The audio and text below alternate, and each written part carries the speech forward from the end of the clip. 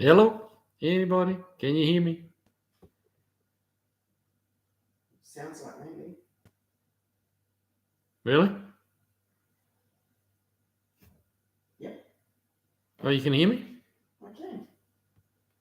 Hello, am I live? Speak to me, people. I know there's 10 of you out there. Just to let me know that you can actually hear me, so I'm not just talking to myself. Good evening. I hear you, the do. Well done. Yes, we certainly am live. Awesome. Driveway of Misfits. Good to have you here, Chris. Paul Funk, good evening. Right, Beagle Bob, you're live. Yay! That's awesome. That took only 4 minutes tonight to get that to go live. So I actually tried doing it slightly ahead of schedule. Now, you guys are just going to have to accompany me on a bumpy ride downstairs because Mrs. Kiwi is home tonight, so she's throwing me out of the kitchen and into the man cave. So hopefully you don't lose me on my way down. And hopefully I don't go tits up down the stairs. 5:02 this time. What, Murray? It would be funny, thank you. Mrs. Kiwi said it'd be funny if I went tits up down the stairs. That's not very nice, is it? Matthew, hey man, welcome on.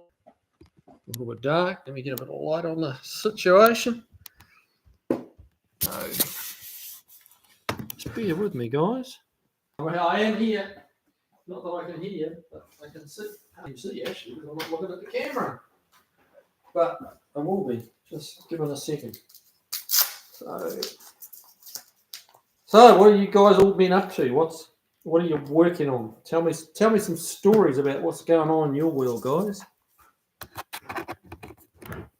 Let me get you plugged in. I know this seems quite unprofessional, but it's hard enough to get it to connect upstairs, let alone doing it downstairs. But here I am, all yours for the next 2 hours. Alrighty. The dude, you'd still be the shit if you would have come up to Spring Carlisle with me. Mate, yeah, just time. Just time. It would have been good to catch up, but it's just only so many days in the week and hours in the day. Josh, try that. Going live, maybe. Just going to scroll. Am I live? The screen says I'm live. It says I'm back. Am I back? Yes. I am back. Hey, here I am, guys. Hopefully it was going to stay that way. Got Mrs. Kiwi lending a hand here.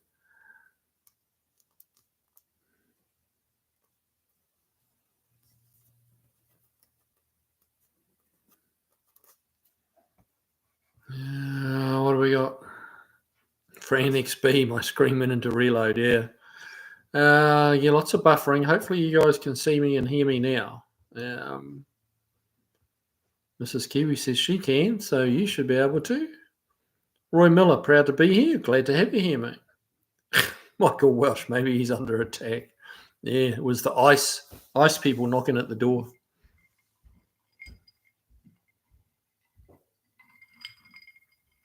Long Island Mopars, bourbon, yes indeed. Michael Sana had a sweet-looking 69-inch Blazer go by this weekend. Okay. Yeah, they're a good-looking car. Driveway of Misfits might need to start a new stream. Well, hopefully I can. Hasn't fixed it on my end yet. Oh, okay. Beagle Bob says we're back. Yes. Look, a few of you. Oh, yeah. Driveway of Misfits. There you go. Michael Sana. Maybe you know it. Blue, white top. Yeah, I did have a customer with one of those. Jeff R. Bourbon fixed the interweb. Yeah, well, Bourbon fixes most things, mate. For NXB, yes, can see now. Well, good. Josh Homan still not fixed. Huh. Matthew froze. Josh reload the page.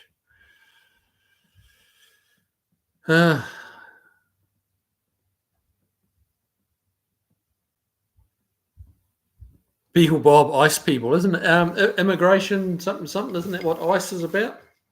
Immigration control and something. Mm.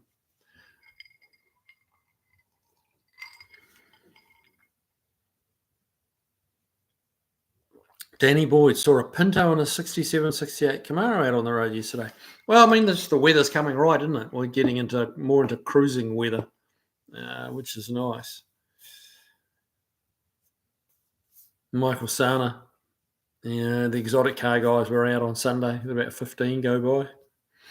Yeah, they do a lot of that on Saturdays here. There's, not far from me, there's a bunch of high-end car dealerships, and they have gatherings there pretty regularly. Danny Boyd and I was driving my dent side there. Well, at least they. Danny Boyd. Oh, so that's when you saw the Camaro, right?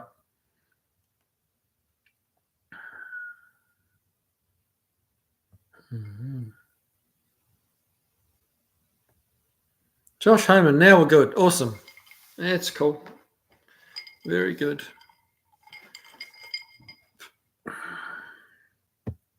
Wow. So it would seem you guys enjoyed the Ranchero video. That's doing very well. It's had a bunch of views. It's ticking along nicely, actually. So, yeah, it's interesting to see what you guys like. Falcon stuff seems to be really popular.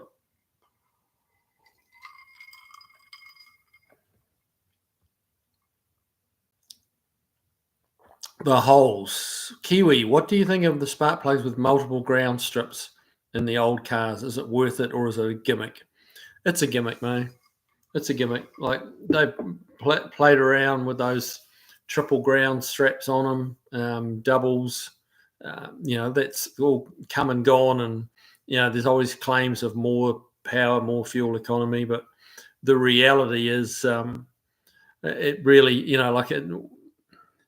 multi-spark systems will send a multi-spark. If you have a conventional ignition system like most of us do, you get one spark down the wire per cycle, and one spark jumps and lights your fuel. If it jumps to one of three different ground straps, what difference does it make?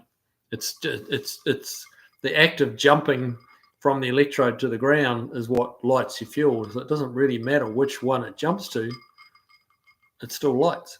So yeah, they're a bit of a gimmick, I believe, and I've seen dyno data to back that up. The people selling this stuff will supply, dyno data to say, the gains, but they're fudged. Typically, those results are fudged. They'll do a dyno run on regular plugs in the 3 o'clock in the afternoon at the maximum heat of the day, and then they'll come back the next morning at 6 a.m. and do another power run with the triple electrodes in and go, look how much horsepower gain we got, because they were doing it, when it was 30 or 40 degrees colder, which is going to give you more horsepower. There's correction factors and stuff like that, but if you pull the data before the corrections go in, it looks pretty good. GFR Ranchero equals Ute, mate. Yes, it does. Yes. Driveway of misfits. I think cars like the Falcon have more appeal because they are not as common as Mustangs or Camaros. Yeah, they certainly have a strong following. And I've got, we've got a car on the rack. We just put it up on the rack tonight, a 61 Mercury Comet. It's just a 176 cylinder. It's a 4-door sedan. It's a pretty dark blue metallic color. Not a bad car. It's got a bit of mud in it. But yeah, that's in for a little list of corrective maintenance. Brakes being one of them, and a bunch of other stuff we got to do to it. Just little stuff.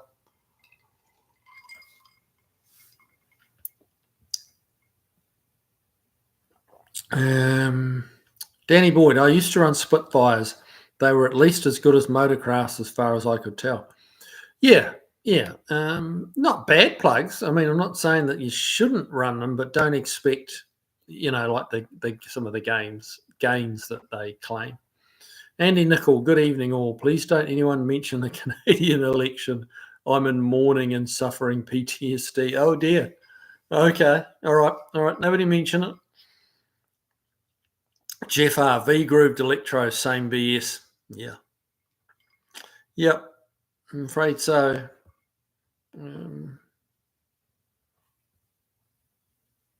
69 Coronet 500. A good car wash is worth at least 15 horsepower. Well, happy car, clean car. A happy car is a clean car. So, yeah. Driveway of Misfits. My parents drove Comets back in the 60s. Yeah. Quite a blingy little car. Like lots of chrome and little wings on it. And it's quite a neat car. It's quite a neat car. I mean, it's a Falcon, under the skin. But, it's certainly blinged up. It's a very blinged up Falcon. Randy B, I love my 65 Barracuda. It came out 2 weeks before the Mustang. Right. Yeah, they did. They did too.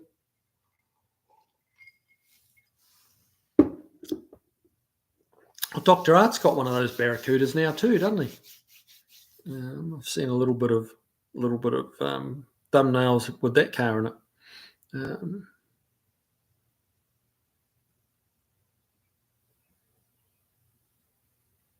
Chris Triumph, hello Kiwi. We like the Ranchero. Those cars came from one base set. Yeah, that's true. They did. It was, I was amazed at the numbers. They made, what was it?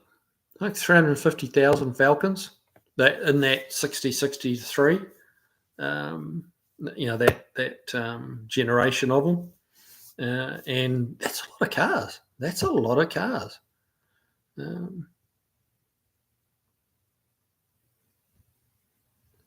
Josh Homan, back in the early 80s, they had a spark plug claiming to be derived from aircraft plugs.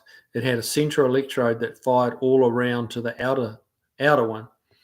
What was the name of those? I know the ones you're talking about. Yeah, they don't have an electrode, like a little hook electrode. They just surface.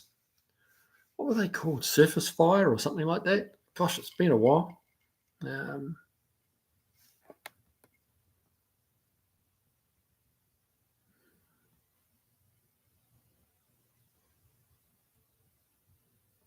Richard Stanbury, is it going to get harder to find parts for antique cars? Worse than it is now?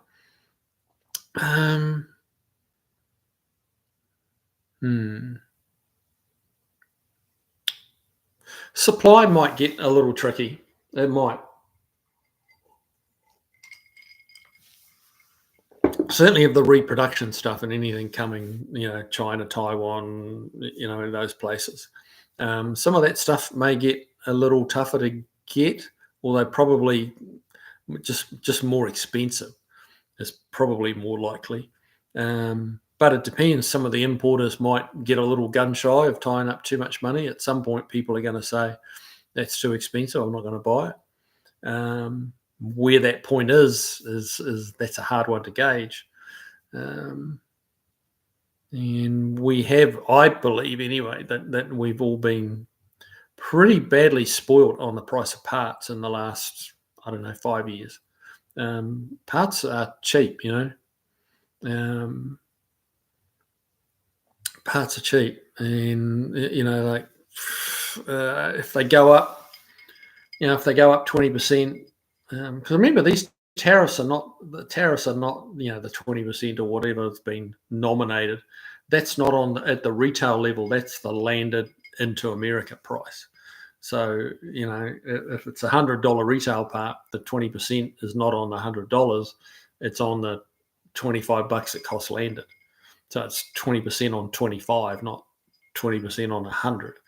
And that's very much round figures, guys. Don't a lot of places that are importing stuff, they mark up to retailers like 500%. So some of the cost of the tariffs is not going to be as high as you might think, unless the people use that as an opportunity to, add, boost their percentages all the way through, which, greed has a way of doing that.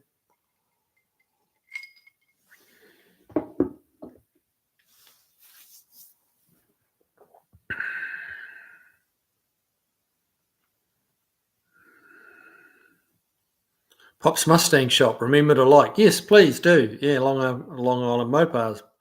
Press the like button. Engaged. Very good. Cool. Thank you, guys. It all does help.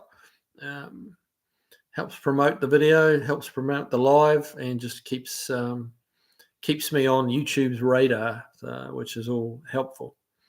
Michael Welsh, Comets had a longer trunk and 2-inch longer wheelbase, had a 64 convertible. Yeah, Mercury were very proud of the fact that their cars were Mercuries and not Fords, and they did do as much as they could to make them different, to make them not just rebadged. Like, for instance, Fords and Lincolns now are really, a lot of them are just, it's a Ford Explorer or a Lincoln Navigator, is it? Don't quote me on that, but like Lincoln has the equivalent of an Explorer, and it really is just different chrome, different badges, and it's the same everywhere else. So the Mercurys were not like that. They were pretty proud of the fact that they were their own company, under Ford's umbrella, but Mercury was Mercury, and it was not a Ford. Paul Funk, surface gap plugs. Yes, I thought that's what they were called. Yep. Yeah, it's been a while. They've gone out of vogue, but don't be surprised if someone launches these all new surface gap plugs, in the next couple of years. That happens a lot.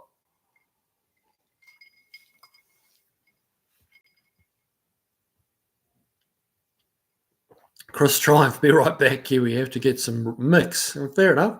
I think, priority, isn't it? Riding my street legal motocross bike. Cool.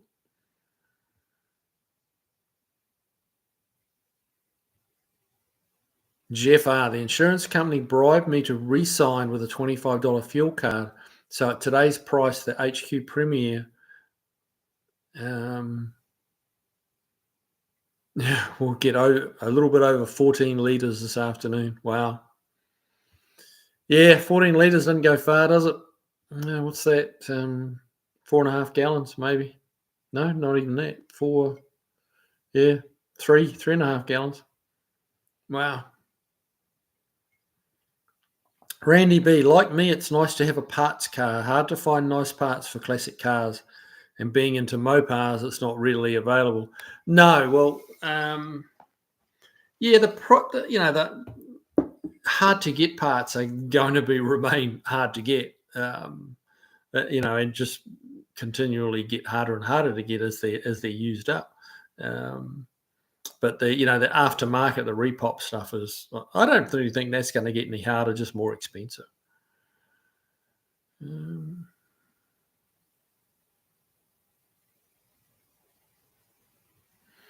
JR, early automatic Futuras, you could change gears without even starting the vehicle, which was not good for curious young ones. No, a lot of the early wasn't just Futuras. There was a lot of cars like that. You didn't have to have the car running to take it out of park or neutral or whatever gear it was in. No, definitely not. That is definitely a safety, a good safety thing they've got today.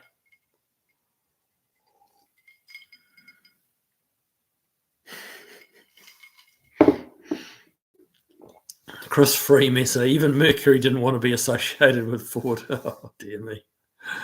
Not quite what I meant, but yeah, okay.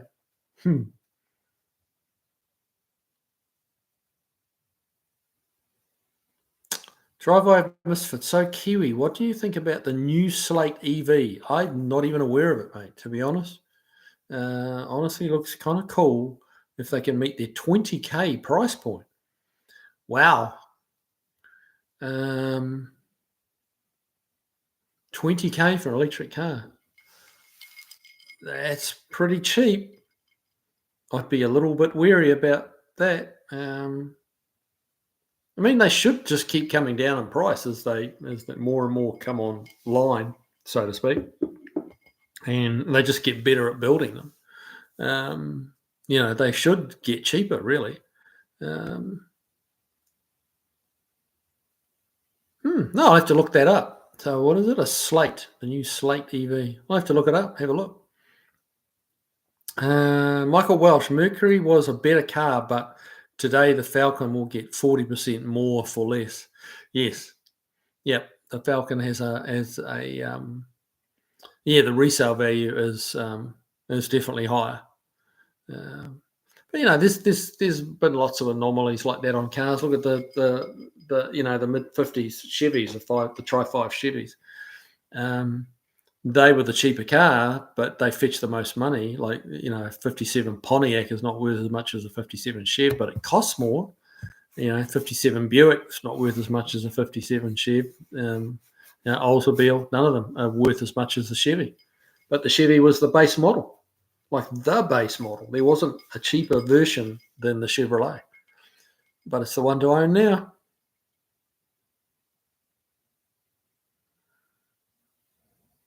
Garth Harris, morning Kiwi, doing a bit of concreting. Looking like I'll get a VG Pacer soon. Stay tuned. Nice. Cool.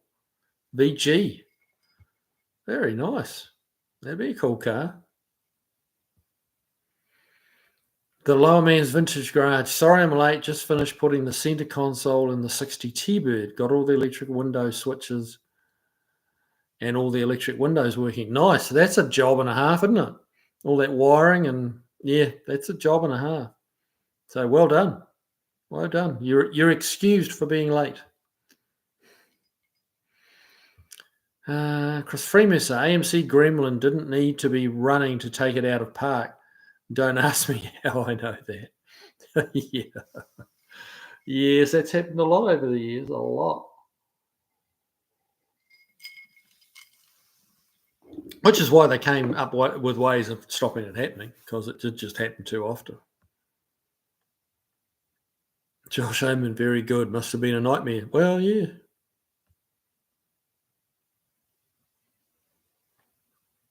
Beagle Bob, remember how the hybrid Maverick was supposed to be 20k from Ford? Ah, no, didn't know that.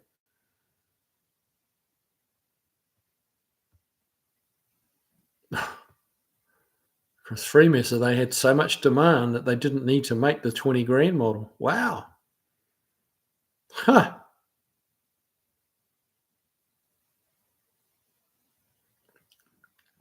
Paul Funk, years ago, one of my customers hiked up to the crash site of a B-17 bomber here in Colorado and brought back a piece of cylinder head that had a surface gap plug, just like the early Toyota 4Runner. Huh. There you go. Didn't know they had that back in the B-17 days. Huh. Interesting. What's on it to be? VG Pacer. That's a 245 Hemi. Did they do a 265 Hemi in those cool 4-doors? I believe that VG was the last of the square ones, if memory serves me rightly, and then the VH was when they went bigger again. The VH, I think, is very much a different body shape, and not one that was really seen here in the States. But the VG, I think, is like the Swinger and the Dart stuff here.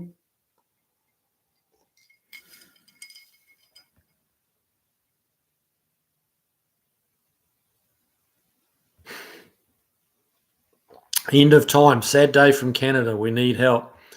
Yeah. So what happened? I actually haven't even seen the news today. So did the guy that called the snap election get back in, or is he out the door? Like, what happened, guys?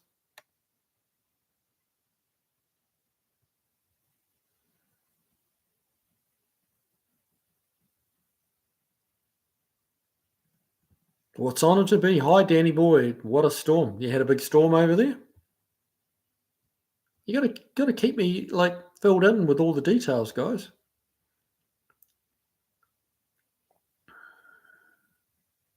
Andy Nickel, anyone remember guys punching your arm till you recited 9 cars? Ford Falcon, Fairlane, Mercury, Monterey, Mustang, Lincoln, T-Bird, Comet. I had many black and blue arms. No, never played that game. Never played that one.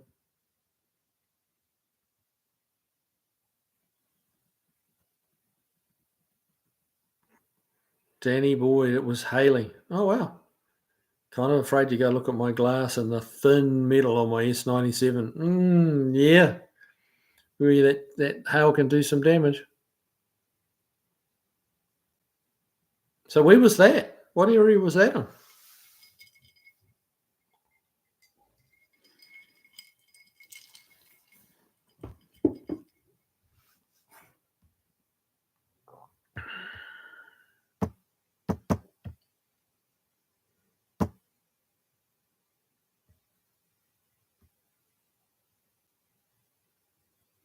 Michael Welch, Slugbug. Okay, what's that about? Steve, where in New Zealand are you from, mate?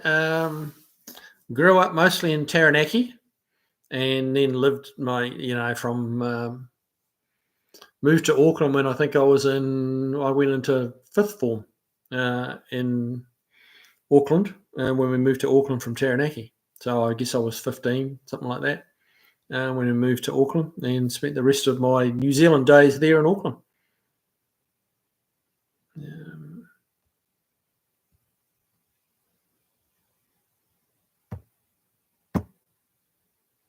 Steve, great place to visit. Yeah, I mean, you live in Auckland for the work. You don't really live in Auckland for the for the lifestyle. There's just so much damn traffic there, and it's a very big, very big, but a big bustling city. And yeah, you live there to work there.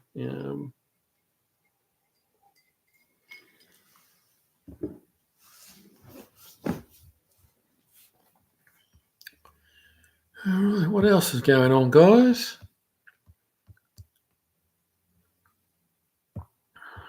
So one little bit of news from the shop, so to speak, is old Mopar L bought my Mitsubishi Conquest that was slated to have the Hemi in it. The Gen 3 Hemi. And yeah, he was, and we were talking the other day, and one thing led to another, and he made me an offer, and I'm like, it needs to go somewhere where someone's actually got the time to work on it and get the thing going, because it's going to be a cool little car. So yeah, he came over and picked that up today. It's gone. So that's one less project car I've got to try and finish, which is good because I don't have time to finish them. So yeah, it's gone for it's yet another new project life over at Mopar Ls.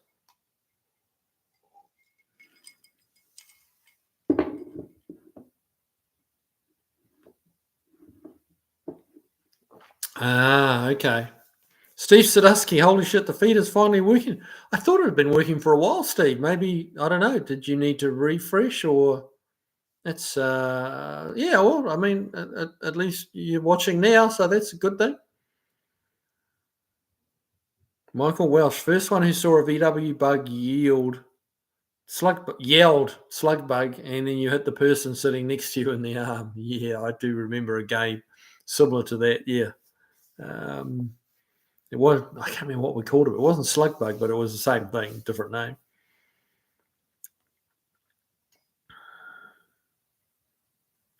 Richard Stanbury, I read that the 49 Ford was the first car to be designed entirely on computers, such as they had back then. Trying to remember.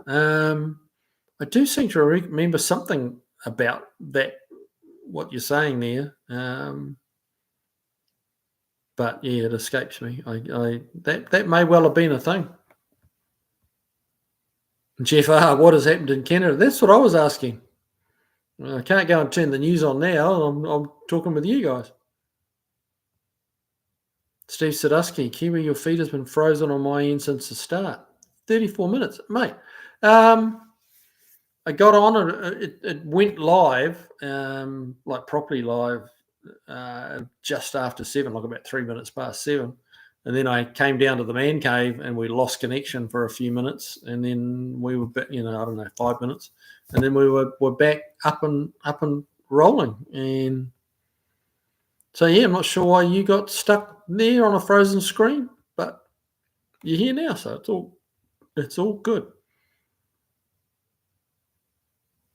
Paul Funk, my favourite YouTube family is from Auckland, and they moved to Lake Taupo, and I hope to visit Taupo. Taupo and Rotorua are really, really nice towns. I like them. I like both those places, and Tauranga, which is kind of around that way. But yeah, nice places.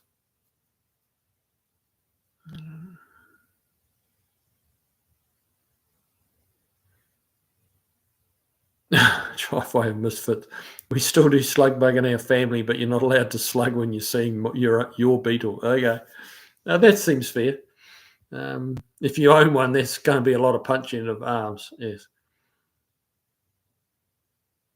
Oh, Chris Freeman also heard slug bug called punch buggy. No, I haven't heard it called that either. Mrs. Kiwi might remember what it was if she's watching.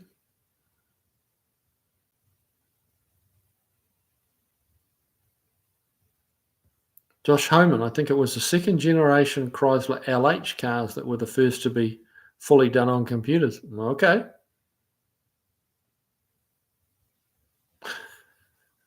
Steve Sadusky. I was trying everything on my end to get on the line. Oh, that's frustrating, isn't it? I think Kev is the cause of it. Well, yeah, he's got some fairly telepathic powers if he is, because he's at the workshop and I'm at the house. So,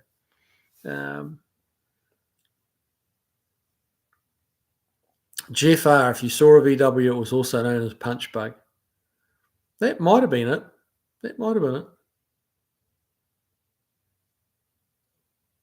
Barracuda, I had a Valiant Charger with a 265 Hemi. I didn't notice a difference in power over a 245. Okay.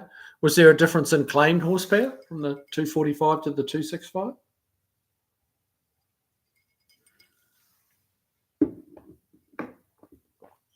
Steve Sadusky, yes. Anyway, hello, Kiwi. Yes, hello, and glad to have you here, mate. What have you been up to?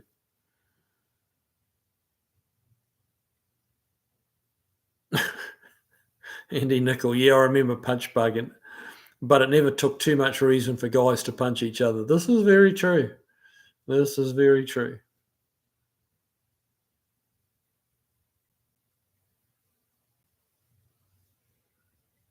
Paul Funk, try a mince pie. Unfortunately, they don't drink coffee. Unfortunately, I don't drink coffee, but I hear they have some of the best coffees and dairy. Yeah, that's true. That's very true. Jeff R., my kids also start punching when they spot yellow cars. Okay.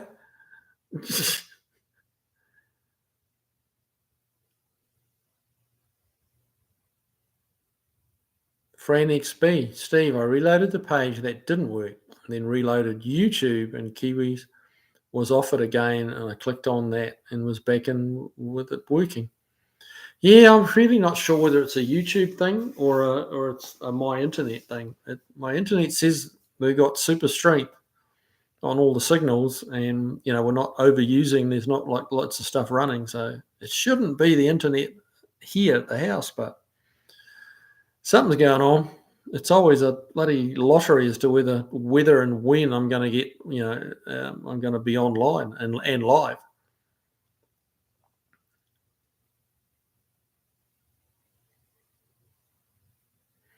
Stray Bullet, during World War II, they experimented with every conceivable performance option for internal combustion engines. Well, yeah, I mean, it wasn't just a commercial consideration when trying to get the upper hand. It was a lot bigger than just how much money. Now they're trying different things on cars, and it's all about giving them a commercial edge and so they can make a little bit more money or something like that. But World War II, it was the motivation, to get a performance edge was different. It was different. It was, it was literally trying to win the war over the bad guys. So, yeah. Steve Sadusky, the Ranchero is a sweet ride. I just hope the owner fixes the rot before it gets really bad. Yeah, well, I think he will. I think, it needs floor pans, and it needs to be gone through kind of front to back floor pan wise. But the bones are very good. It's had water leaks, and that's why the floor pans have rusted out. It's rusted from the inside out. Most of the sheet metal underneath, the floor pans and stuff, still has a top coat of paint on it. But yeah, it's rusted from the inside out, just from water being trapped in it. So yeah, which is a shame, but it has left the the key structures intact. The torque boxes, the frame rails, the rockers, and stuff like that are all great. It's literally just the floor is starting to fail to hold the carpet up anymore. Yeah.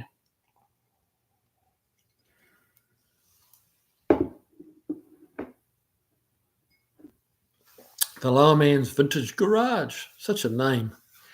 Bad traffic. A bunch of us went to Vegas last weekend for the Viva Las Vegas show. We left early and got back in 4 hours. Some of our friends left late. Took 12 hours. Wow. From Vegas to SoCal. Wow. That's a long time. Good grief. End of time. The AMC 343 was a great engine. Probably. I don't know too much about it, to be honest with you. Yeah, didn't see a lot of them. Chris Triumph. Okay, Kiwi, I'm back with my mix. Question, Mercury Comet or Ford Falcon? That's an interesting one. I tend to want to say Ford Falcon, but at the same time, I did years ago now, 10 years or more, like one of the earlier restorations I did at my shop, we did a Mercury Comet Cyclone. And that was a very cool car. That was Mercury's muscle car. That had a lot of the excessive trim, deleted, and it was a high output 289 with a 4-speed, all factory. 3.0 diff. Wasn't a locker or limited slip, but it was a little bit lower ratio. And that was a very cool car, 64. I'd have to probably pick that one over the Falcon. But in that 60 to 63 body shape, the Comet's not a big fan of that 60 to 63 Comet. I'll be honest. I'm not really the wings on the back, and there was just a few things about it that didn't grab me. And the Falcon was just a cleaner, simpler, just better looking car. But then they changed the body shape completely for 64 and 5, and I think they did a little trade of places. Mercury started to look better.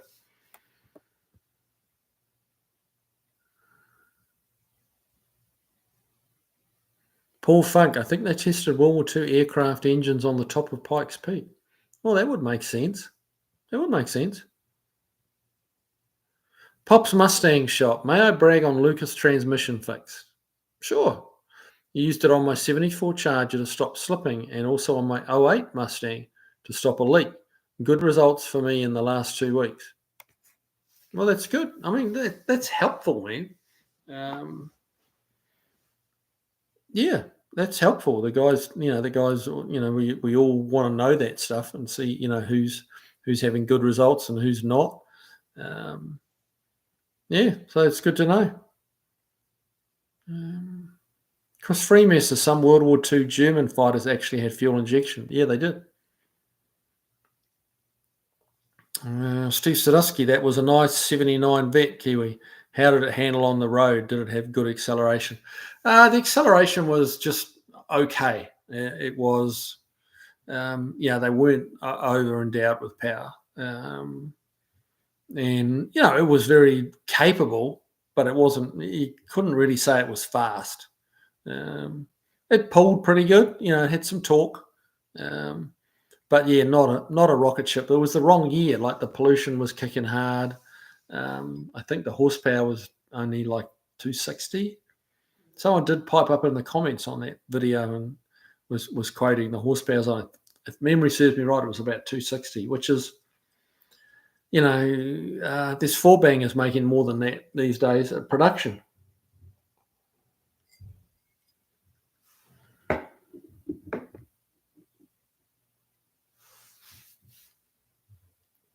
Handling, it handled like most vets, which is actually pretty good. They do have their own characteristics, their own way they handle, because they are a fairly, I was going to say unusual, and it's not really unusual, but it is. It's it's a good weight distribution. There's a fair bit of weight to the rear wheels because the motor's completely behind the front axle, and they were certainly designed, to not handle like an Impala, shall we say. So yeah, you once you have a handle on just how the vet handles, and what they're going to do when you provoke them and that kind of thing, they're pretty darn good actually. Barracuda, my 245 with a 2-barrel is rated at 185. A 265 2-barrel is rated at a bit over 200. Yeah, so 15 horsepower.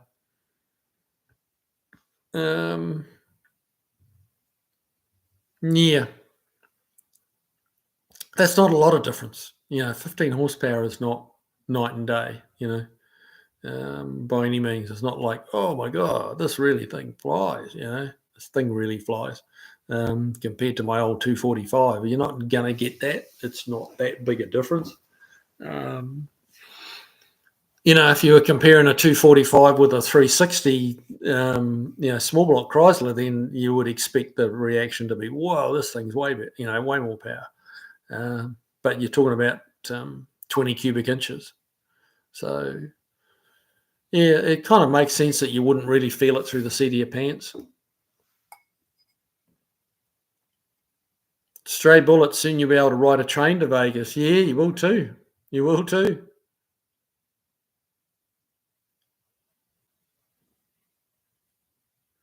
Driveway of Misfits. Didn't you have a Mercury in the shop some years ago that was in crazy mint shape? Maybe a red-white convertible of some sort.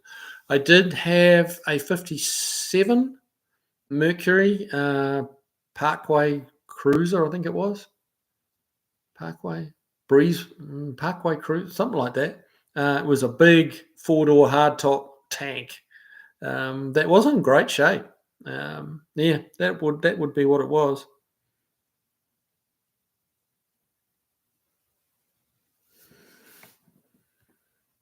Now, okay, what do we got here? Steve Sadusky, Kiwi, were you the shit when you were younger? Absolutely it was. I thought so. That's the main thing. Maybe not everyone else did, but, Mrs. Kiwi bought me that. And, I'm not quite sure what she means, but hey, I said I'd wear it tonight, so here I am.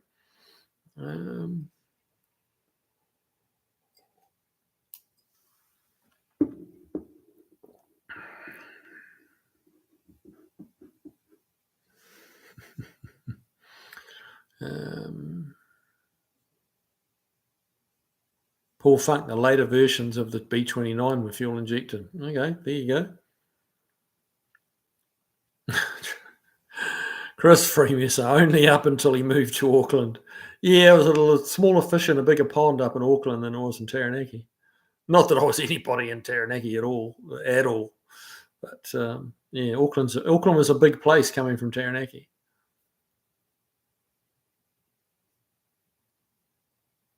Old timer F7. Sorry, I was watching TV with the wife. I'm here now. Though, sipping Woodford Reserve Rye. Very nice. Very nice.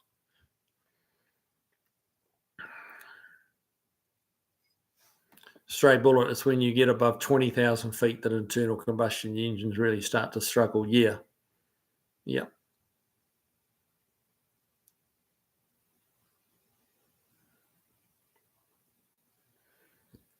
Yeah, that's why you add turbos or superchargers to piston engine planes. Yeah, well, how would you say it? Recondenses the air. It just jams a lot more of that thin air in there to make it more like a conventional air. What's on it to be, Kiwi? How about the handling on a Gen 2 F body comparable to the vet of a similar year? F body, yeah. No, I wouldn't say it was comparable. Different is what I would say. It was the weight balance was definitely more towards to the nose on the F bodies compared to the Corvette, and the center of gravity was a lot higher on them. You know, the Corvettes are fairly low slung in their independent rear, which makes quite a difference. And to be honest, brutally honest, the independent rear on the Corvettes was not their finest piece of engineering. The much later models, and the latest model, the rear engine vet, and the one just before it, those had pretty good independent rear suspensions. But those 70s ones, the independent rear was not, as I said, not General Motors' most biggest feat of engineering by any means. They were independent, yes. Did they give a handling advantage? I'm going to say I don't think so, honestly. You have to, when you drive those vets, you have to understand what that weird independent rear is going to do, and what the side effects of having that are, because they will do some different shit that a live rear axle car doesn't do.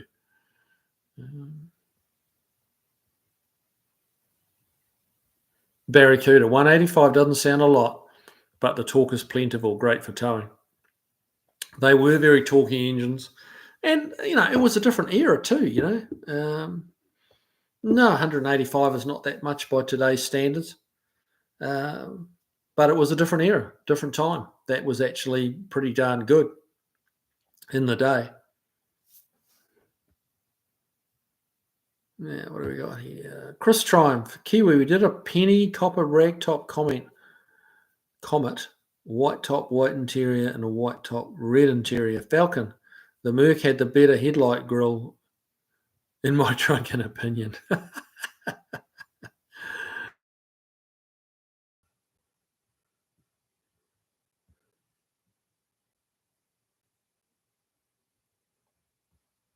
Okay, am I back? Let me know. Barracuda advertisement on YouTube.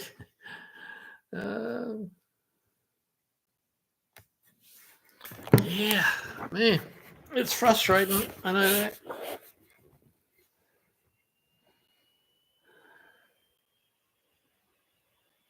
Driveway of Misfits. I think we need to start a GoFundMe page.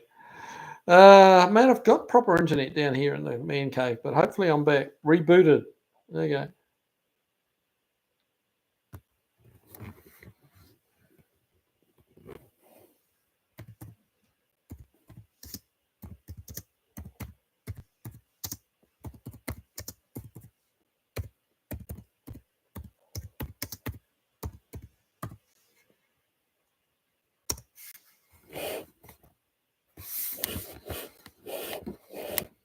Oh, I'm good. Okay, cool. What's on it to be? Yeah, I'm good. That's awesome. Andy Nickel, I'll check back in a bit. Well, hopefully you'll be able to see me. It says you can. Driveway of Misfits, he's back. There you go.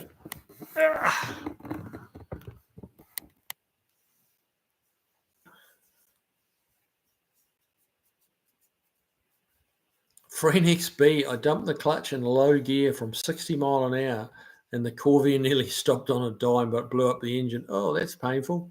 Oh, that's a shame.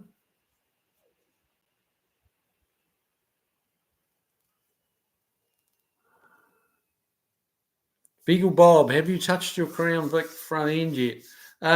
Just to move it to the corner of the workshop, that's all. Trying. Kiwi's camera's so drunk it passed out. Well, no.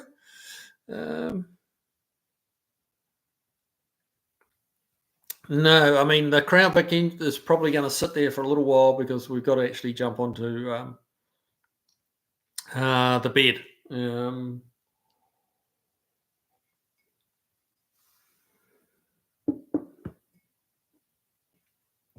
Andy Nickel, you're back. You rebooted. Good man.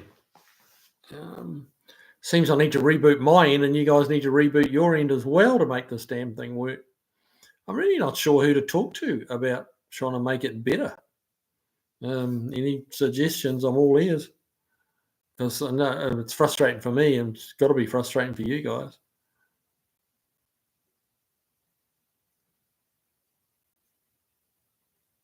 Phoenix B, was that or being a wreck because the brakes weren't getting it stopped from 90 something mile an hour? Yeah, that does take a bit of slowing down from there, doesn't it?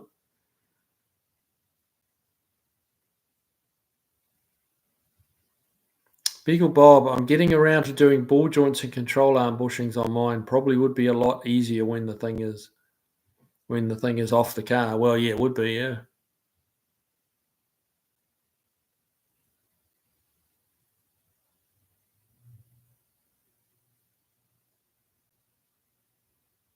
Right. Yeah, I know. I've got to put that front end that I got, needs tie rod ends. Don't know if it needs ball joints or bushings. Not that I've seen, but I haven't looked that close either.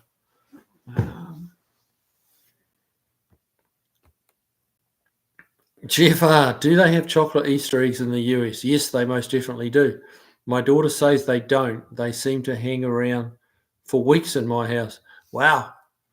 No, your daughter's mistaken. They do definitely have chocolate Easter eggs here in the US, and certainly in this house, they don't hang around for very long at all. Never have.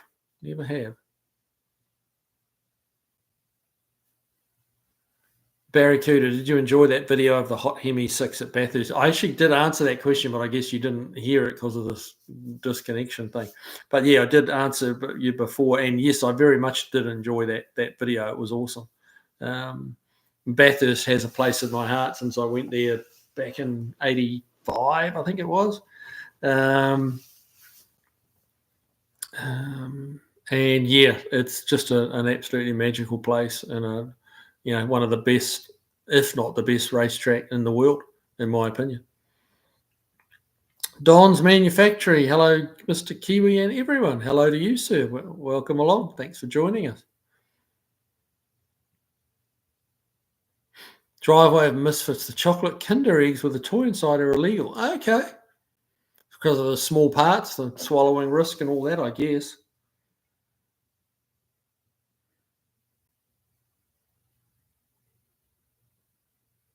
Andy Nickel. Anyone catch the Arca at Talladega? Cletus finished in the top 10, running on 7 cylinders, broken valve spring.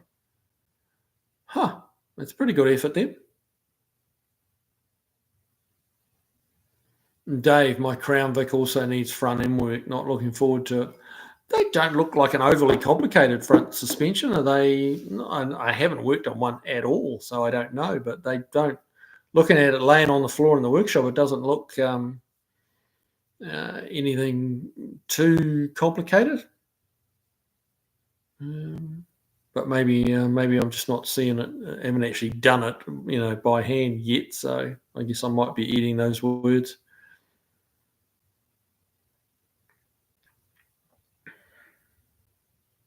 Paul Funk. Well, yes, we have chocolate Easter eggs.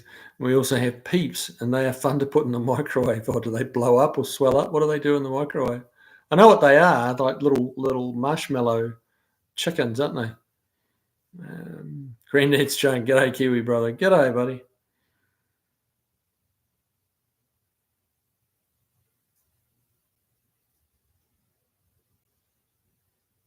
Barracuda. It would be interesting to see Bathurst raced in the other direction. Wow, that's not something I've ever thought of.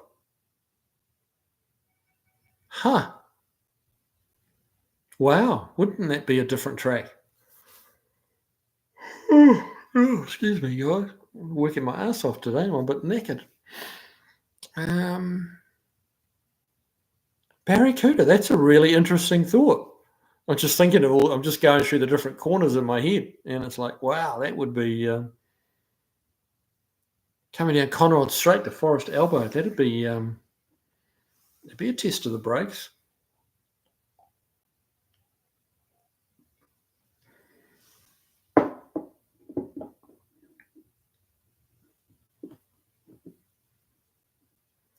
Chris Triumph. Up here in Canada, we have maple syrup egg because everything is maple syrup. Well, yeah. Yes, it is a little bit there in Canada, yeah. Granddad's junk. This much have started early. No, it started at 7 o'clock, like my time. So, no, same time as usual. We were a few minutes late with connection issues, but we hopefully got it under control now.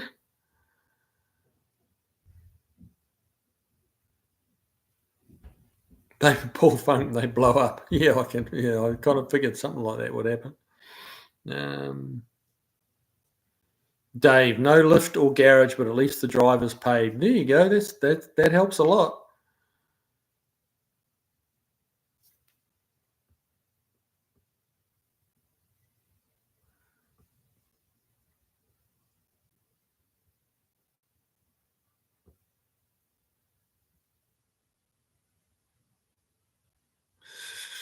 Andy Nickel, go fast, turn left, go fast, turn right. Doesn't work. It doesn't rallying, mate. Doesn't rally. Chris Triumph, Kiwi time is always a good time. Well, yeah, I try to keep it that way, yeah.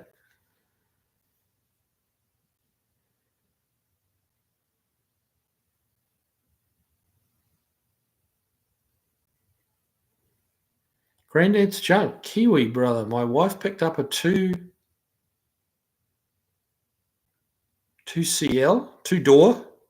Valiant Regal. That would be cool. What year? My mum used to have one many, many years ago when I was, how old was I? Probably a teenager. I would have been a teenager, and she had, I think it was a VG Valiant Regal 2-door hardtop.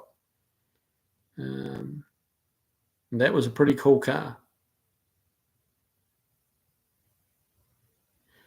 Beagle Bob, does Canada produce more maple syrup per capita than the USA does corn? Ooh, I'd be surprised if it does. The US makes a lot of corn syrup, man. I'll be impressed if they make more maple syrup than the US does corn syrup, but it might be, but wow. Now, Granddad's junk. What did you buy, mate? A 2CL Valiant Regal. You've got to give us more detail, bud.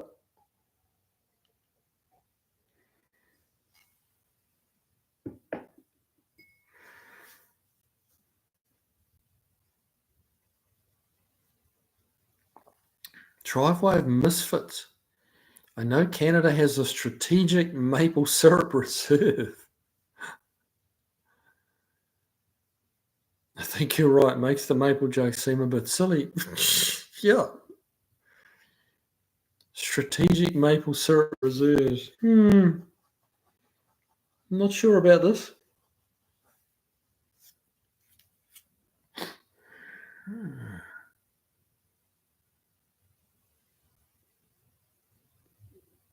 Driveway of misfits. No joke, Kiwi. The reserve is a real thing. Really? How is it strategic?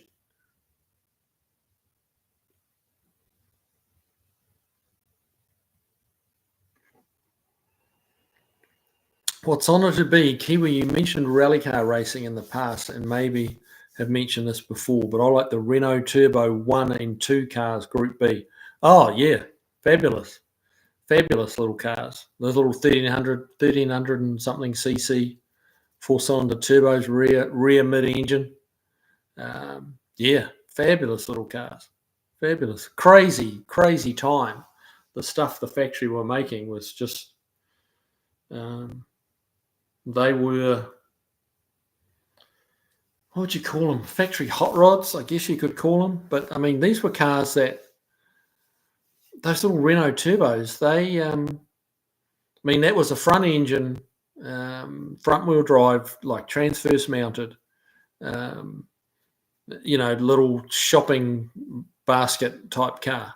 and they turned it into a Group B Warrior with a rear engine, rear transaxle, rear-wheel drive. Not sure, I can't remember whether the engine was transverse or not, or whether it was north-south setup. I think it was transverse.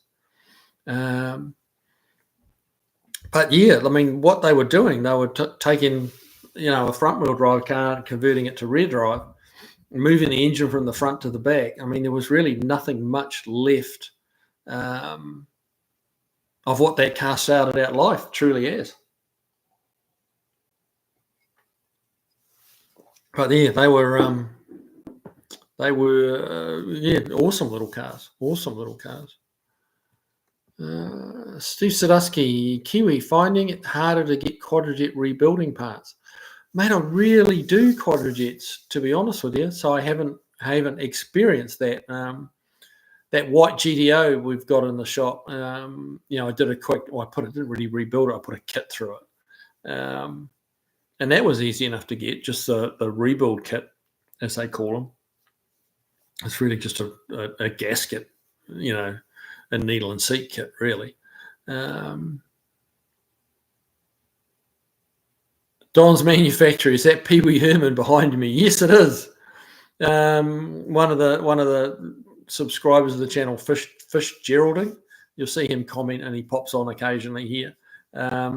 He swung by the shop one time last year, sometime, and brought that as a little gift for the shop. So, and keep Kev company, and that was a little while after. Yeah, well, how long ago was that? It was probably middle of last year, so probably close to a year ago.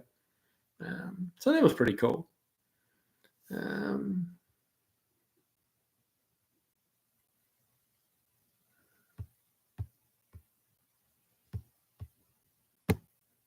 on. Yeah. What's honoured to be in the great driver Ragnotti? Yes, yeah, he was. He was a big talent. Yeah, for sure. He was a standout driver. Driveway of Misfits. Maybe our friends in Canada can chime in, but my understanding is that maple syrup is so important to their economy that they have a reserve in case of a bad year's harvest. Okay. All right. That makes a strategic kind of makes sense. Yeah. It's interesting stuff. Jeff R., did you drive a lap of Bathurst? You can on non-race days. I did it in our Hyundai Santa Fe, and at the signposted 60 kilometre an hour limit took 6 minutes 30 seconds. Yeah. What are they doing in it? Very low twos now, aren't they? 206s, 205s. Aren't we down to there now for the qualifying? I never did personally get to drive around it. We walked around some of the track, and it was amazing how steep it is compared to how it looks on TV. It's much, much steeper than how it appears on TV.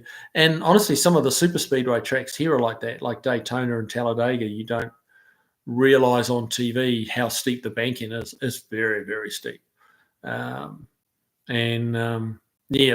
Bathurst track is like that. The TV camera angles are great. They do a tremendous job of covering it, but it's not three-dimensional, and you just really don't appreciate how steep it is going up and how steep it is coming down. It puts a whole new twist on driving fast. Most circuits are basically level. Most race circuits in the world, for that matter, really, are basically level. Some have a little bits of ups and downs, but just gentle. Bathurst is just plain steep. It's steep.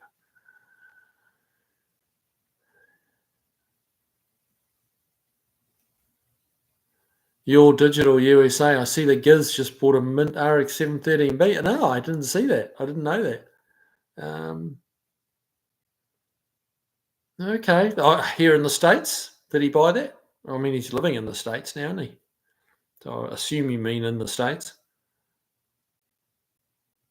Steve Sadusky, thanks, buddy. Yeah, if everyone can hit the like button, that'd be awesome. It really does help. I appreciate it. So yeah, that'd be cool.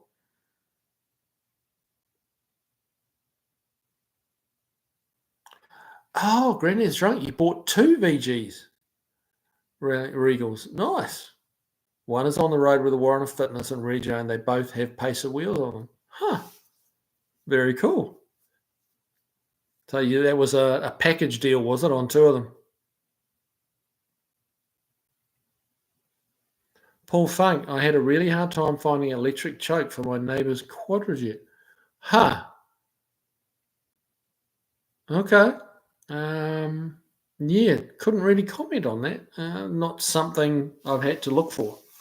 I just don't, with the, I don't get that much GM product through, and what I do, you don't see that many quadrojets on them. So many of them now have been changed up, to aftermarket carburetors and intakes and stuff like that. 70%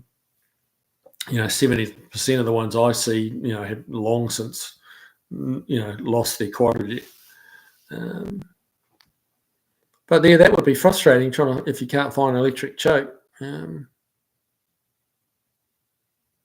What's on it to be? The R5s did do longitudinal in the rear. Okay. Yeah, I couldn't quite remember. I remember when I was rallying, there was one of the little Renaults, a Group B Renault, a guy called Chris Barnes raced one. And that was a super quick little car.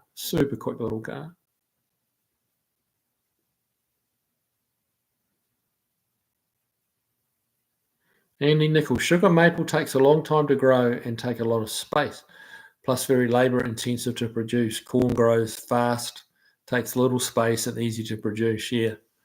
And probably a lot cheaper than maple syrup too, to be fair.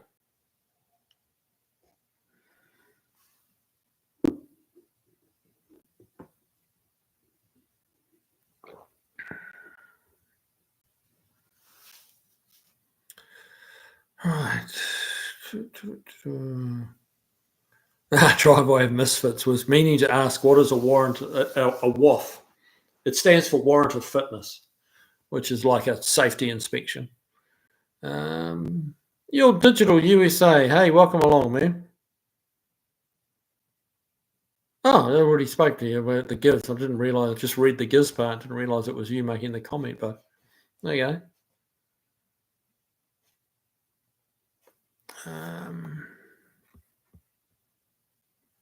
Right, what have we got here?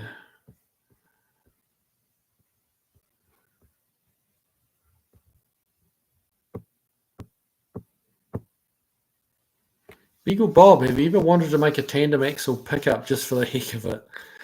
Sounds like a lot of hard work. Mo Parrell's in the house. Hey, man, how you doing? Who'd you got a new project, mate? Yes, Mo Parrell is the proud owner of the Hemi Tsubishi, as it was christened by he who shall not be mentioned, a few years back, and yeah, it never quite made it in my hands, so I've passed it over into Al's capable hands, and he's going to make it run. How hard could it be, right, Al?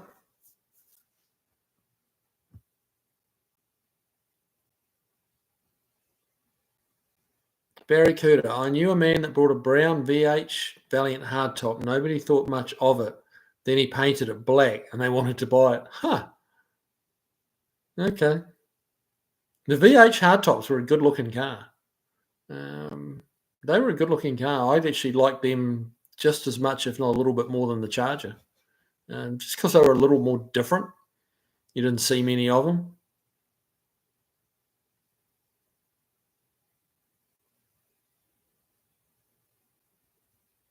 GFR steep, sure is. Yes, it is. Yeah, you got to be there to know. If you haven't walked on that track, or at least sat right beside it, you don't understand how steep it is.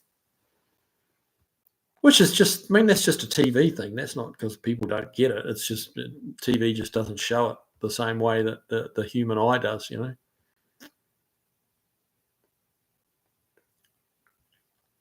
Paul Funk, Daytona, 31 degrees, Talladega, 33 degrees, which is hellishly steep when you're trying to stand on it. That is really steep. I got a picture somewhere of me and my boy. We went out to, where did we go? Daytona. And they've got like a little mocked up piece of track, like inside the museum area, where you can actually, with the help of a handrail, kind of step up there and stand on it. And that's the 31 degrees of banking. And to stand on it, you kind of need to hang on to the handrail because your feet are at a very weird angle. You can't stand side onto the track, really. You've got to kind of have your toes pointing down. It's really steep.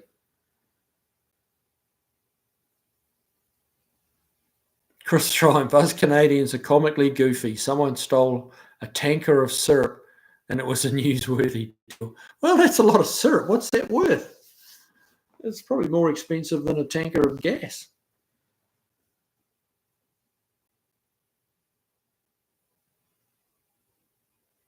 Granddad's junk. Warren of Fitness are getting tough on any rust, even just surface rust. Really? Wow.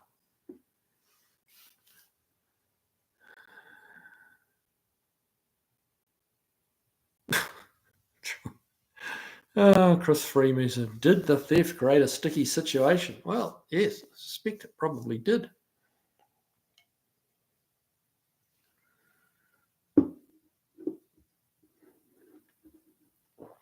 Andy Nickel, you don't realise how steep till you see someone walk up the side of the track. They lean way forward to get to the top. Yeah, exactly right.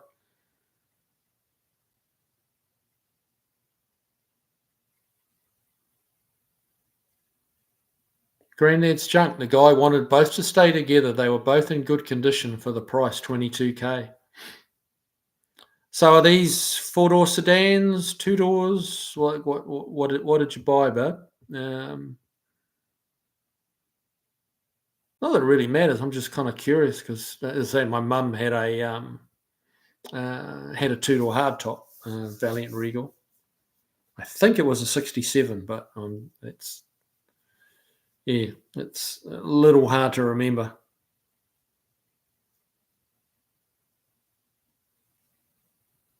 Dave, where is the warrant of fitness required? That's a New Zealand thing, Dave. It's something that the New Zealanders have. Australia have a similar thing with a different name, slightly different name. Some places it's called a certificate of fitness. New Zealand, they call it a warrant of fitness. They also have certificates of fitness, but that's for heavy vehicles. Here in Connecticut, rust buckets are everywhere. Yeah, no, that's one thing you don't see in New Zealand is rust buckets. They get written off the road. To get your warrant of fitness, which is on an older car, is every 6 months. You can't have any. Well, Granddad's junk saying they're getting upset about surface rust now, but when I was in New Zealand, they had a thing they called it perforation rust. If you had any rust holes.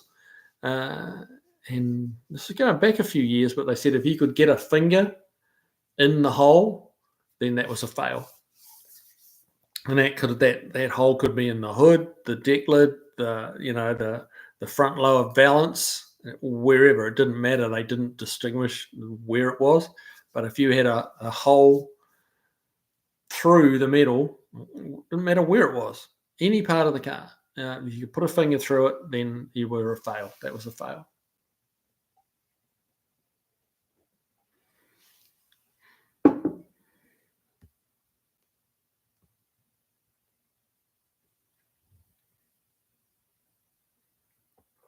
Chris Triumph, it was funny. Driveway was okay.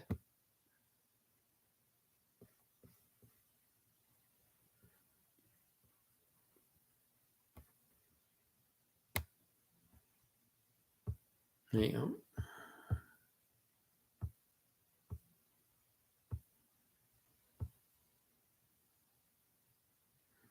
There we go. Barracuda, for some reason, those Valiant Pacer wheels are the same design as on a 442 in Hurst Olds. Oh, really? Huh. That's different. Josh Home in Australia and New Zealand require those. Yep, thanks for that. Steve Sadusky, the auto parts stores in my area told me they sent all their carburetor parts back to the suppliers because of a lack of sales. Huh. I've been waiting 6 months for Rock Auto for the accelerator pump. Good grief. Wow. Wow.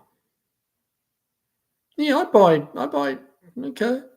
Well, they don't do that. They haven't done that here because I buy carburetor kits regularly from just the auto parts store, and they've usually got what I need, or at least, I usually get it same day.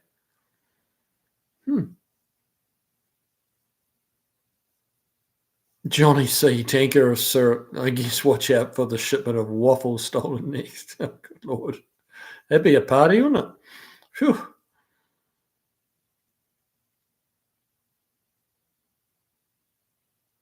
Granddad's junk. When watching some channels and what they do, the cars won't get on the road here, not in a million years. No, they wouldn't. No, it's I gotta sit back. My back's hurting a bit. Oh, get a bit comfy, guys. Yeah.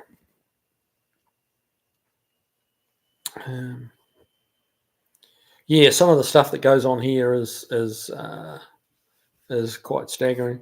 What they can, there's just no policing. I mean, a few of the states have a very basic safety inspection, but for the most part, what I've seen, they don't have safety inspections. Certainly nothing like our warrant of fitness.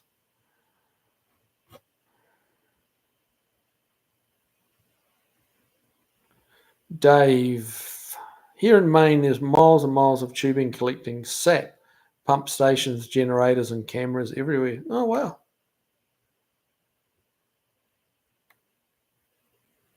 Granddad's junk. The Pacer wheels look good on the Valiants. Okay. So you're doing a video on those two Valiants you bought, Granddad's junk? Hopefully.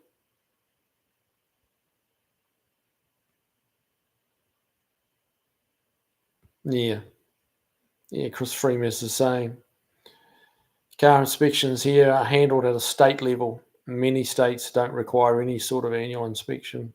Yeah, the many don't. Probably the majority don't, has been my experience.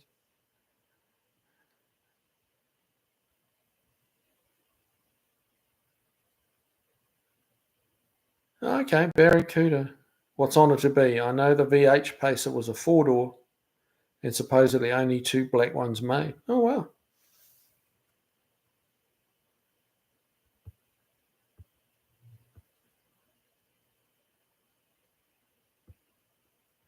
Andy Nickel, I saw a car sales video where they took a dog that wouldn't sell, they polished it up, put it on the deal of the week platform, raised the price, and sold it in less than a week.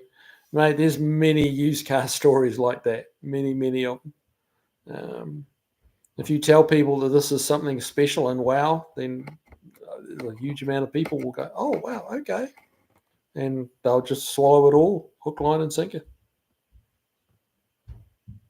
Paul Funk, so there is a black market for syrup. Well, it would appear so. What the heck would you do with a tanker of stolen syrup?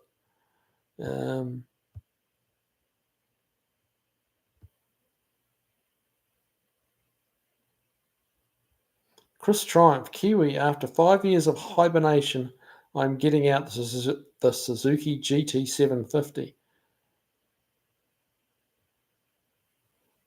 GT750 Kettle Water Buffalo.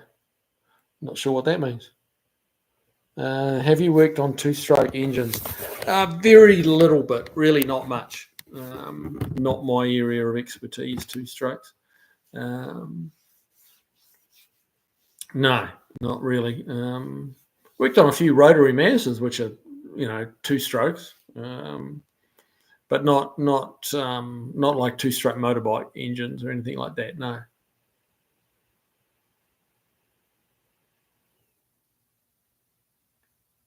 Barracuda, New Zealand Hot Rod Magazine had a black VH Valiant hardtop project car, developing it for drag racing. Ah, okay.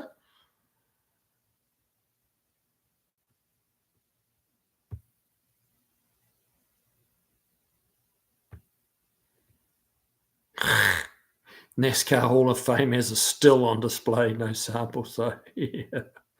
No, I bet there is.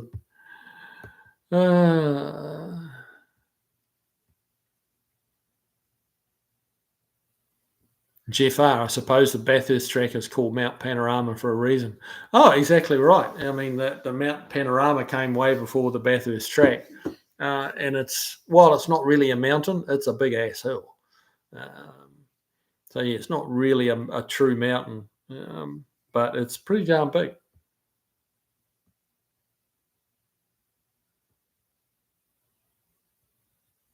Granddad's Junk, both are four-door sedan. One is rust-free, vinyl roofs. Okay.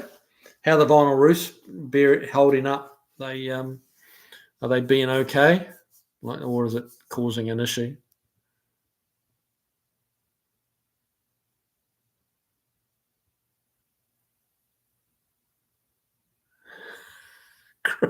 Chris tried.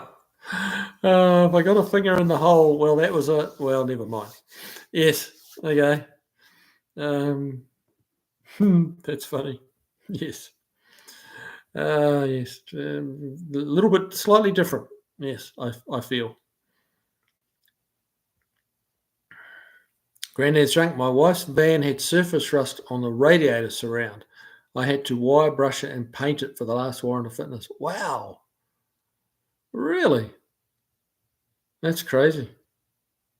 Wow. That's over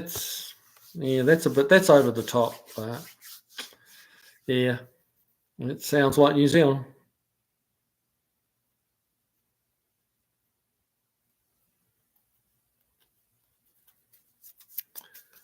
Chris Freemeser, if they were that strict about inspections here in New York, there wouldn't be a car more than 3 years old on the roads.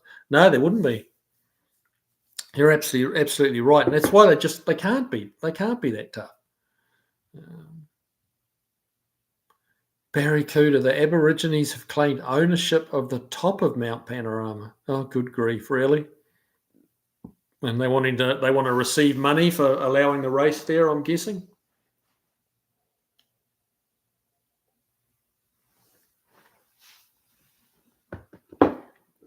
Driveway of Misfits. Damn it! Now I want waffles and syrup. Yeah.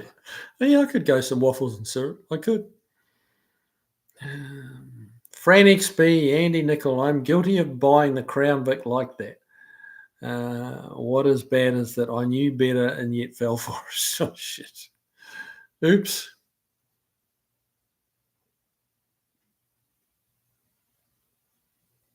Chris Triumph, I have a rusty Vega that Kiwi spoke about on his podcast. Now let's get the bidding going, collectors. There you go. I'm trying to remember that one, Chris. Okay.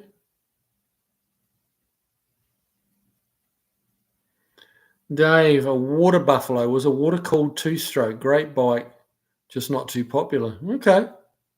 A water buffalo. It seems to vaguely ring a bell, but I can't picture it. Tim Miller, hey. Welcome along, bud. Glad to have you here. We're kind of down into the last 30 minutes of the show, but that's all good. Glad you could make it.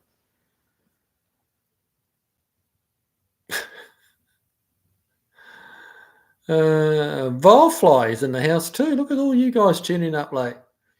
Clings to a serving of St. Louis style ribs. Oh, nice. Craig Nearing, what? Where am I? How did I get here? Oh, you obviously hit the correct button and got yourself here, bud. The Lower Man's Vintage Garage. Here in California, we don't have roadworthy inspections, so we have a plethora of shitbox Hondas. Yeah. Yep, I can imagine. Granddad's Junk. The roof is good. They were dry storage. I want to put a sealant on them to prevent moisture. It rains a bit here. Yeah, I wonder what the best stuff would be. Because being the year they are the seams in that vinyl roof stitched or are they welded? If you assume you know the difference. The early vinyl roofs were stitching, and the stitching would always leak obviously where the needle went through the material and sewed it together. That's where they want it to leak, and you could use like a silicone or oil-based sealer to soak into the stitching and it like help waterproof it.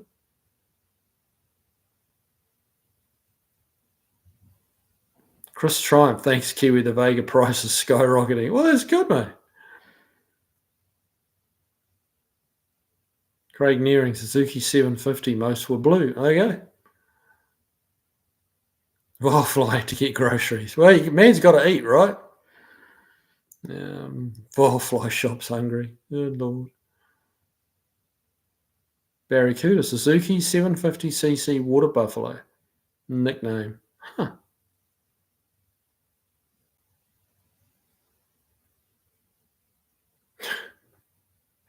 Flight's maple syrup night here in the Kiwi bunker.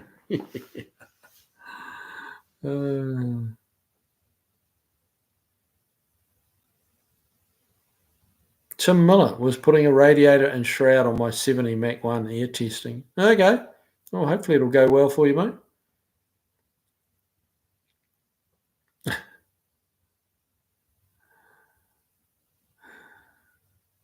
Right.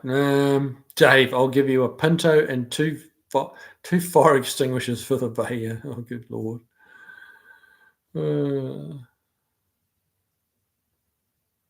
Chris Tripe, 750 two-stroke triple water. Wow, that'd have some horsepower, wouldn't it? 750 two-stroke triple. That would scream.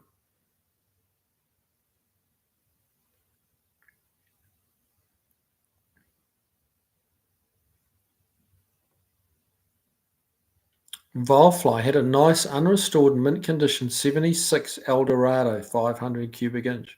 Sharp at the shop. It was rather relaxing to work on. Mate, I bet it was. That'd be a sweet old car. That would be a sweet old car. Yeah, that'd be a bit nicer than some of the stuff you normally work on.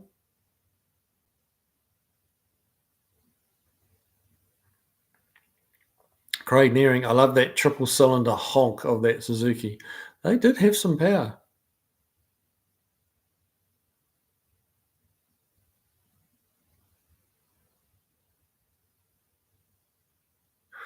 Tim Miller, hope it holds air. Okay, so you're talking about the radiator and shrouded. Okay, hopefully. Chris Triumph, sold Dave. Fred Nick, welcome along. Good to have you here, mate. Craig Nearing, I was a monkey on a sidecar powered by a water buffalo. Oh, good Lord. Wow. That must have been a wild ride. So the monkey, that's what I think we'd call a swinger. So you were the guy on the sidecar, swinging his weight around to try and get around the corners.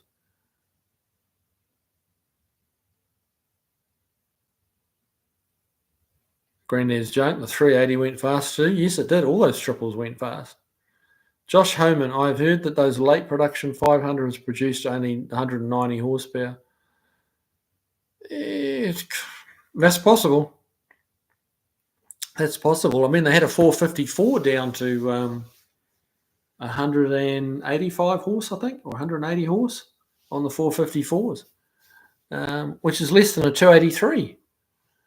A 283 small block Chevy from the mid 60s, they were like 195 horse.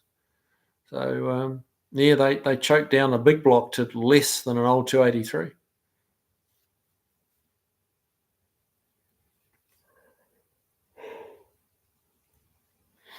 Andy Nickel, real maple syrup is quite different than the corn syrup crap they call maple syrup here in the stores. Yeah, well, there is some... what do they call that here? Pancake syrup or something like that, which is kind of looks like maple syrup, but it's really not maple syrup. And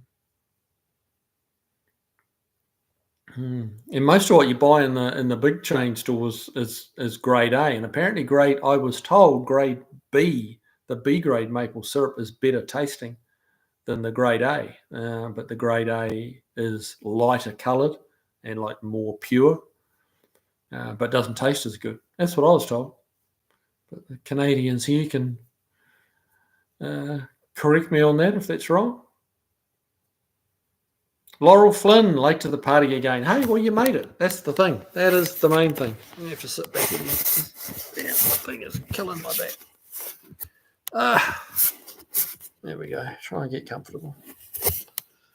Whew.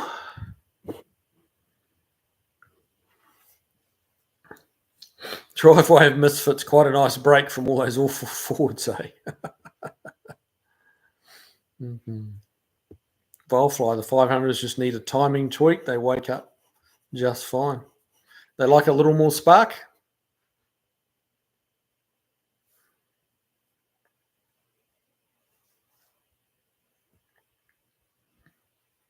Driveway of Misfits. Yeah, no joke. I won't touch pancake syrup. No, I won't either. It's just sweet. It's just liquid sugar, really. Or liquid sweetness. It's not really sugar, is it? That's my bourbon done, guys. I usually make it last the evening, but obviously had a thirst on today. It was a hot day at the shop today. It was sweating, which is, that's very similar to hard work. So, yeah.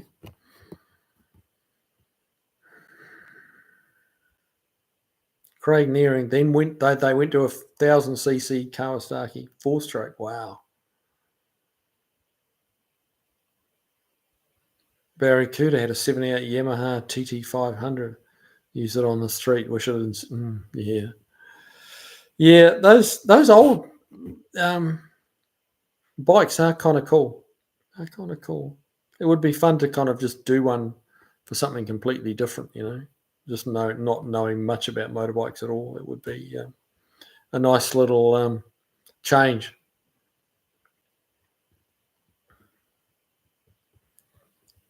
Volfly, nice break from the awful 87 Cadillac Elantes. Bastards that they are. Yes. Oh, dear. Oh, excuse me, guys. Sorry.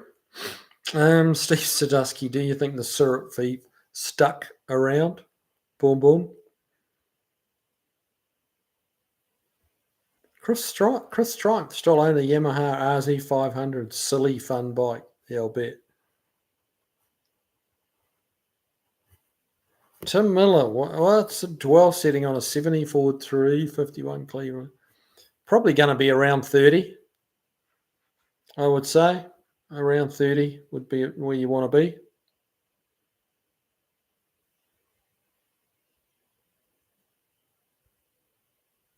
Granddad's drunk. Kiwi, you've been working on Japanese cars. That will do your back in every time.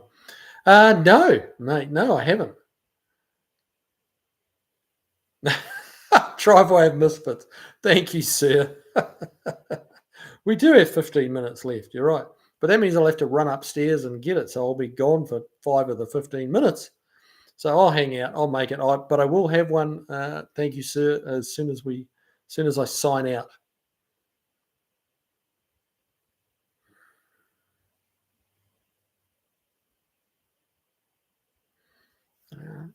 No, I very, very rarely get Granddad, going back to Granddad's Junk's comment, I very, very rarely get Japanese cars through the shop. I don't even get calls about them, honestly. So, although, I had a Land Cruiser turn up the other day with a leaking exhaust manifold, but to be honest, I didn't want to do that. That looked like a miserable job. It was all smothered in pollution stuff, and I was like, ugh, no thanks. Volfly, rum pancakes. It's brilliant, I tell you. I just never get around to making the rum syrup.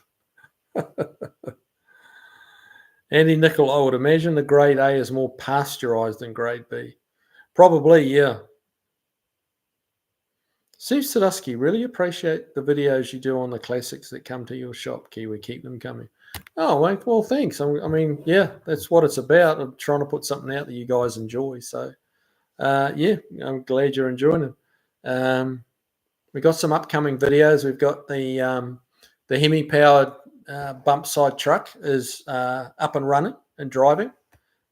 So we're probably going to do a video on that tomorrow. Everything that's been done to get it to the driving stage, and then the test drive. So that's coming up, and I've also got a 61 Mercury Comet in there, getting a bunch of stuff done. Nice car. It was actually it's one that came through one of those TV auctions. So yeah, it's going to be interesting to get up under it and have a look and see just how solid it is or isn't. So yeah, I've had a few not so good cars that have come through those TV auctions. So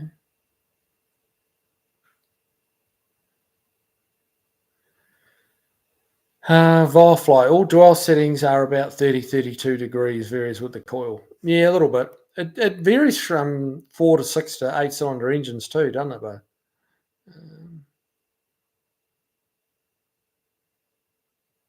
Michael Sana, Kiwi, maybe one day when I'm stopping by the recycling centre, I'll stop by and say hello if that's okay. Absolutely. Yeah. Come in and say hi.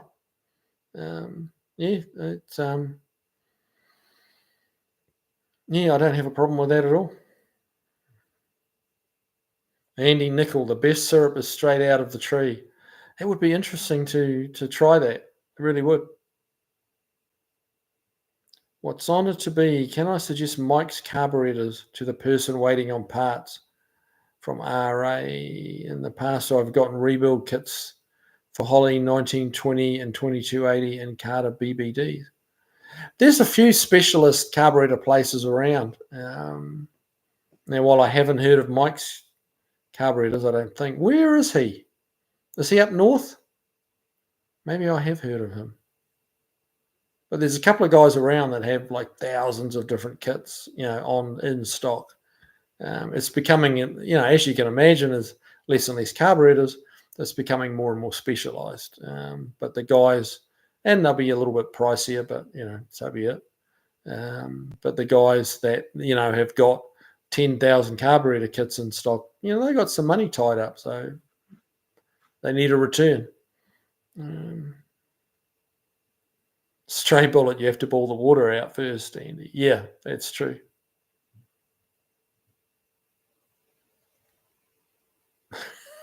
Barracuda. No off-topic subjects tonight.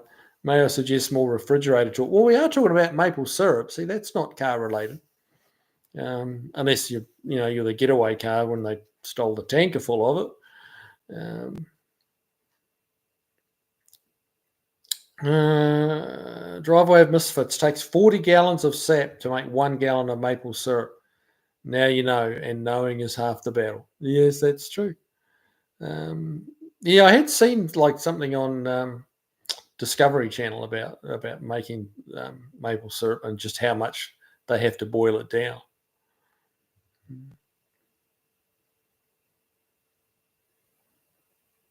Andy Nickel, the French Canadians make a candy by pouring fresh maple syrup in the snow till it turns kind of toffee-like. Then they eat it right out of the snow. I've seen that on TV. I've seen them doing that. They kind of throw it out into the snow, don't they? And it kind of ends up in long streaks. And then, it freezes and you can pick it up and they eat it. Chris Triumph. The tree will kick you. Oh, sorry, pal. That's the cows. Yes, it is the cows.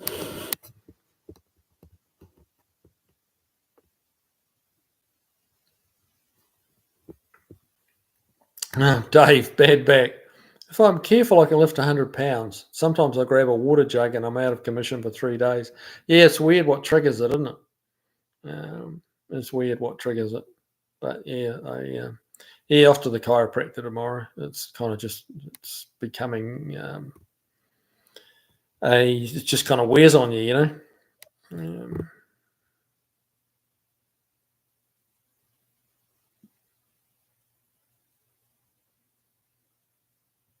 Barracuda, the Dutch make a candy from seaweed. Ugh.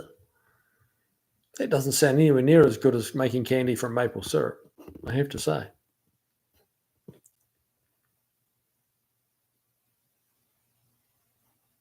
Stray bullet. I've always suspected that there is more grade A maple syrup sold every year than is actually harvested from maple trees. Yeah, that's yeah, it could be getting boosted up with stuff. Johnny C, what are you talking about there, buddy? He has a YouTube channel too. Who are you talking about there, Johnny? I didn't. Maybe there was an earlier comment that I missed. Stray bullet. I have my suspicions about extra virgin olive oil. Well, yes. Um, yeah, not sure what makes it an extra virgin, but hey, what's on it to be? Mike's Carbers in Washington State. Yeah, I think that's the guy I've dealt with. I remember it being very well north. Um, Jeff, go to bed, Kiwi. I'm off to get my free 14 litres of high octane. Good for you, brother. Mm.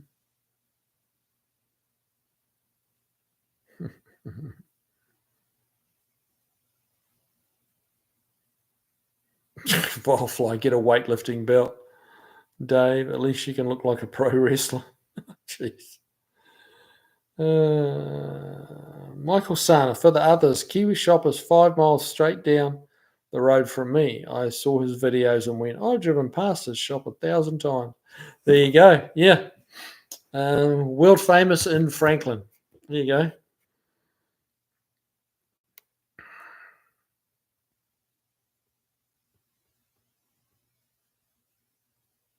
Barracuda, the best Canadian export was Norm MacDonald.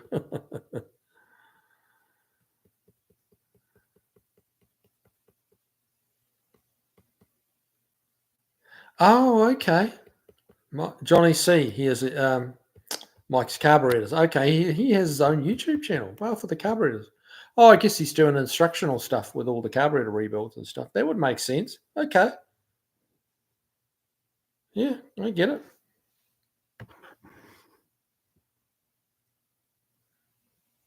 Volfly. I made a maple mead at one time. It was quite nice, but didn't match any meals except pancakes, and they already have syrup. Oh dear. Good product, but no home for it. Barracuda olive oil has got to be expensive in New Zealand. Yes, it is. It is. Barracuda is getting quite expensive here in the US too. That's true. All true. Also. Hmm.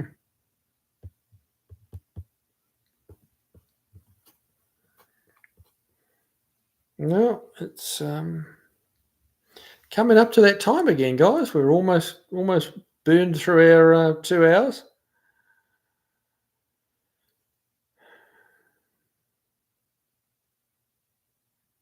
Volfly. Will olive trees grow in New Zealand? I believe they do. Yes, I believe they do. Chris Triumph. Ciao, Kiwis. Have to go boil the maple sap.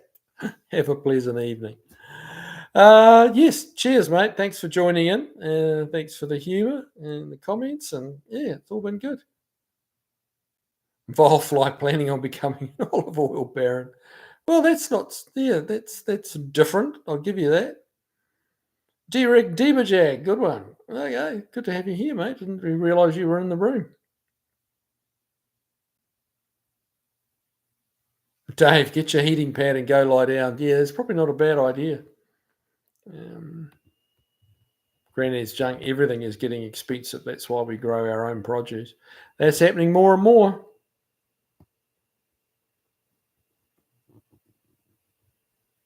Wow, Barracuda saw a 450ml bottle of olive oil, $22.60. Wow. Yeah, we buy it like in a gallon jug at Costco, and I think it's about $40 for a gallon. I think. Not quite sure. Everyone's signing out. Chris Nearing, hey lads, be well. Thanks for joining in, bud. Dave, cheers, everyone. Yep, thanks for coming. Andy Nicol, got to get some work done tonight, mate. I'm not getting any more work done tonight. I'm done. I'm done. Fly. Well, a retirement plan is still being formulated by me. I have no ideas yet. It's a tricky one, isn't it? So many directions to go. Yeah. Yes, you could always try, building an electric car. That seems to be a topic of conversation these days. Think of how you could do it correctly and make it easy to service by putting a gasoline engine in it. Granddad's junk, good chat, guys. Yeah, it was a good night. It was a good night.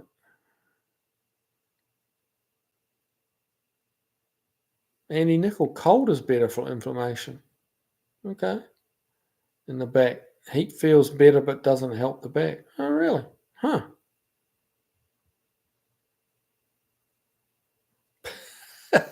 Firefly here. Build a diesel Prius. There you go. Probably still get 50 to the gallon out of it if you use a good little European diesel engine. And I think that's all they get is a gasoline hybrid. All right, guys. Well, I think I'm going to wrap it up. Thanks for joining in. Robert Murphy, no Uncle Tony lately. No, me and Tony had a parting of the ways a year or more ago, and I have not heard or seen from him since then. So, but life goes on, Andy Nickel, many surgeries and experience. LOL. Good night. Yeah, it's tough. Alan Shildroff, MSM, and get an inversion table for the back. Yeah, I've heard good things about those. I have heard good things about those. Yeah, it might be worth looking into.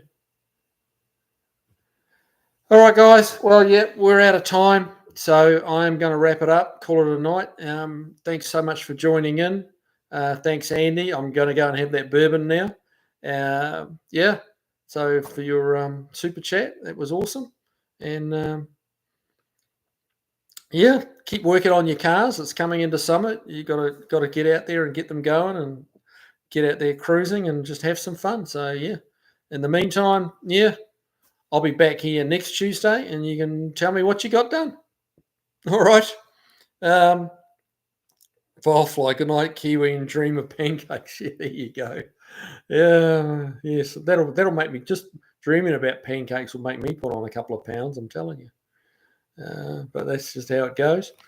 All right, guys. Well, see you next week. Have a great one. Look after yourselves and your loved ones. And yeah, we'll see you then. Take it easy.